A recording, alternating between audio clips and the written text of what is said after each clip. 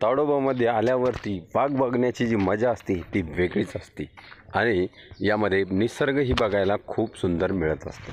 तर ही बघा आमच्याकडची माया टायगर आहेस, तिचे हे 3 कब्स आहेत, म्हणजे पिल्ले आहेत जे आपल्याला या जंगलामध्ये आढळत असतात।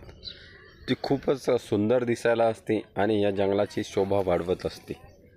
इतरत्र ठिकाणी तुम्ही तिला बघू शकता, आल्यानंतर ही पण आपल्याला दिसेल।